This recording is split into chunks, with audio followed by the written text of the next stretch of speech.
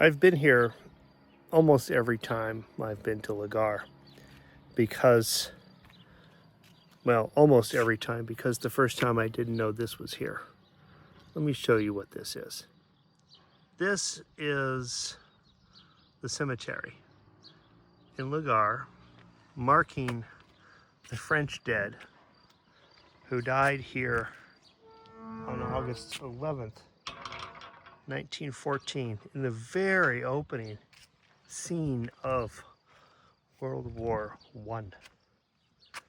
There's a booklet here that's kept where you can look up your ancestor. It's quite extraordinary. A genealogist's dream.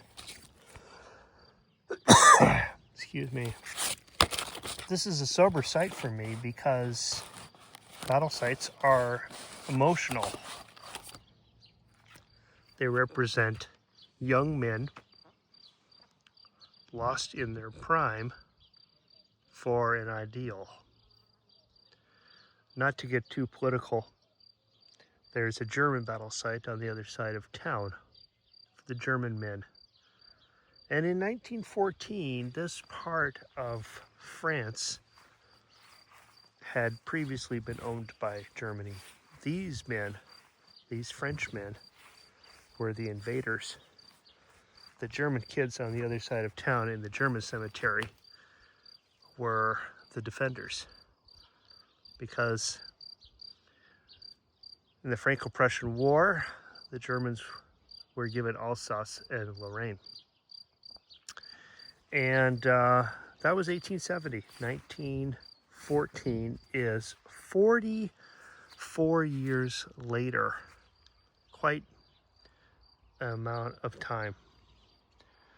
Anyway, battle sites are somber places. They are sacred places. And they're places to visit when you are in these small French areas. Now, I want to point out too, this is a cemetery that is 111 years old, and it is carefully tended. That speaks to the character of the French, that they care so much for the dead so long ago. I think that's important too. We've walked across town, mind the neighbor dogs, and now we're at the German cemetery. Let me show you what that looks like. Two sides to every conflict. This German cemetery is smaller.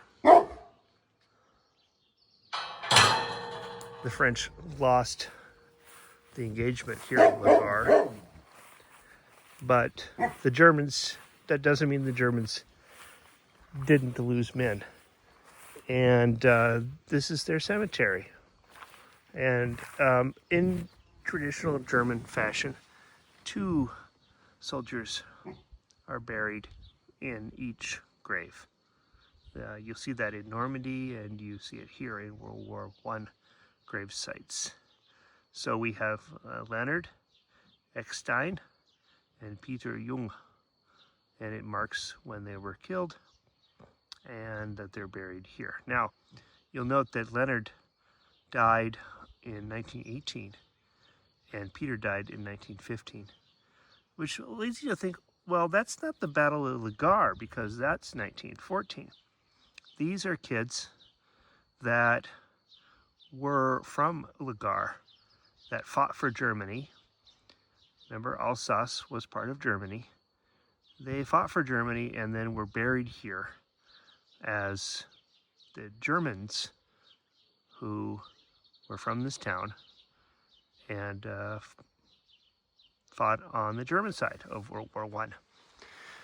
I think it's interesting here too to note amongst the Christian crosses here in the front, we have Gottlieb Schwarz, and he died in 1914, and his grave marker is a Jewish marker.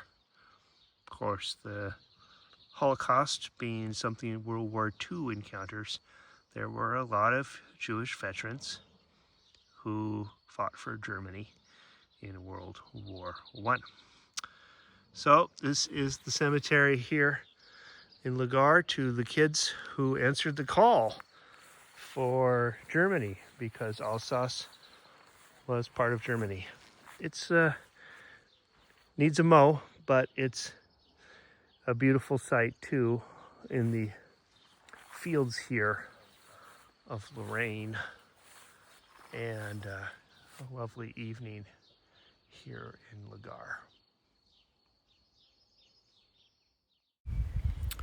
So this time lapse takes about 2 hours. Don't worry, it's a time lapse. You're not going to watch this for 2 hours, but it's about 2 hours of our morning.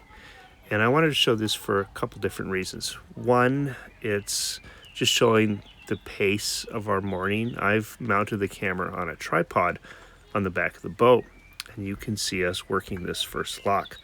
So the way the system works is we've got a remote control. We activate the remote control, it opens the gate, we come into the lock, we tie off the boat, we lift the blue lever, that's that kind of red-blue thing on the right-hand side next to the lockkeeper's hut. There is no lockkeeper ever stationed here. It's all under video surveillance, and the VNF does know who is moving through the locks. So you're never really alone, and if you do need them, they will come and aid you.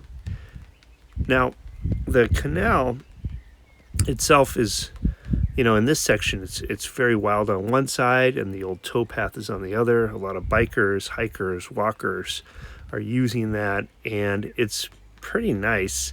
You're going through little villages. The whole system is quite well managed. Here we're entering a little marina. I mean, look at the space at this little marina. And then there's an old liveaboard barge.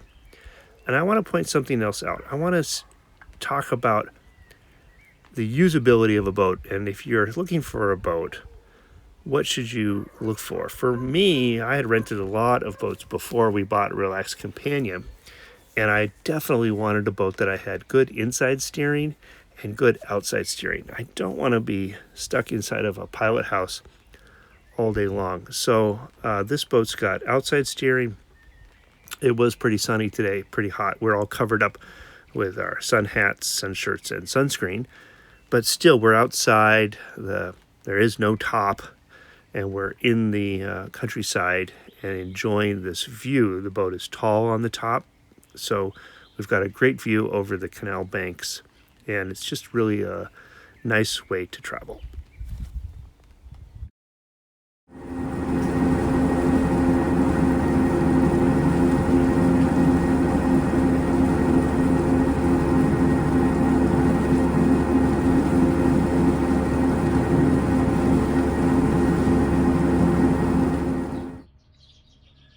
Just before lunchtime, we wanted to clear this lock and then go park in a nice shady spot. We know it's just below this, but we got double reds.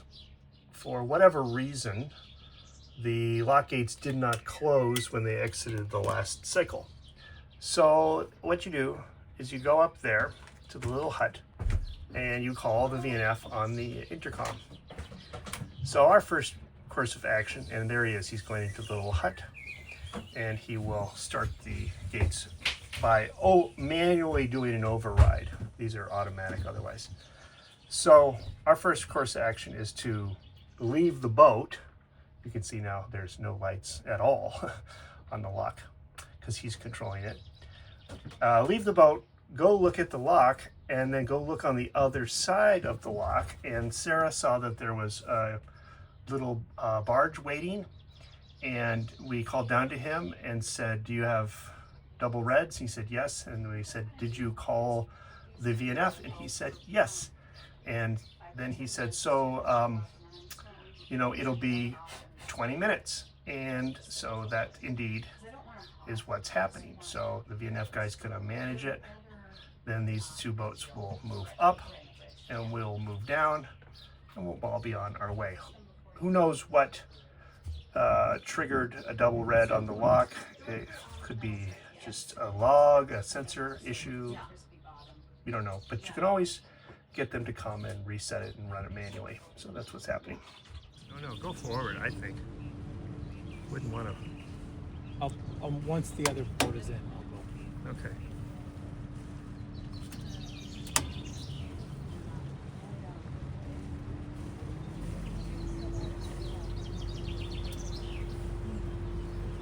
Bonjour.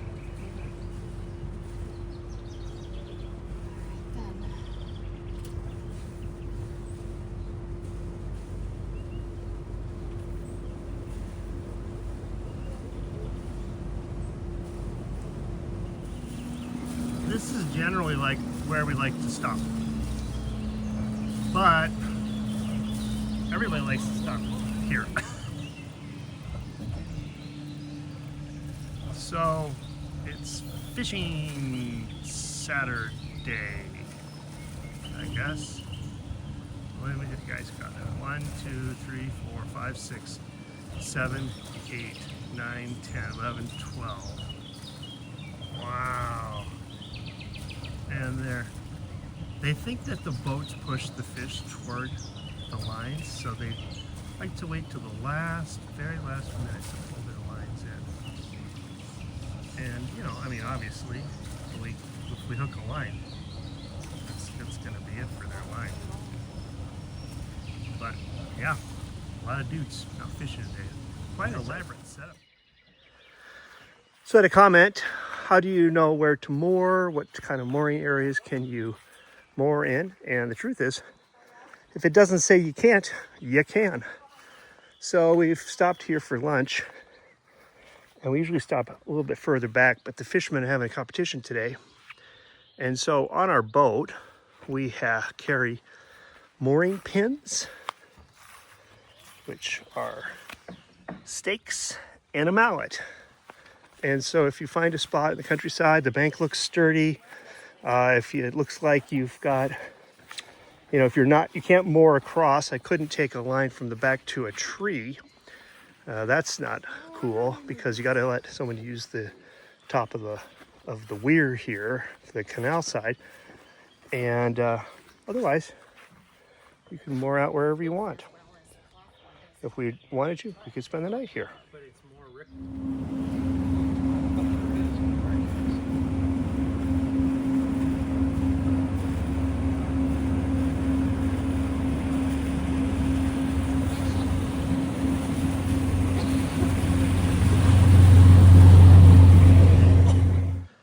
So here we are at the end of our day. This is episode number 6. So that means it's day number 12, 13, not sure. We're tied off on an old siding. So, you know, the canal is infrastructure, and it's old infrastructure. This canal is at least 200 years old. And when it was made, they made wide spots for working barges to take on materials or offload materials, or simply to stop and wait. And that's where Relax Companion is today. There's some old bollards, a picnic table with some teenagers sitting at it. These are nice kids. There is a trash can. And we're by this little town of Somerville. And I'll show you the fixed points. There's this steel bollard here. This one is kind of funny shape. It's probably not that old, maybe about 100 years old. Then you've got this bollard here. You can see it's more suitably stuck into the concrete. And then it's spaced out down here with another bollard here. If this bollard didn't exist, you could still use this section. You would just pin out like we did at lunch. And so if the old infrastructure exists, you can use it. the canal side, if it doesn't say you can't park there, then you can park there. You can spend the night. We had some thunderstorms just a little while ago. There's a remnant of one. And so fixed bollards make it a little nicer for us this evening instead of sleeping on the pins. But that's it for today. If you've enjoyed this episode, please give me a thumbs up. And if you're new here, please consider subscribing. We'll be back in 2 days. Until then, I say à tout à l'heure and cheers.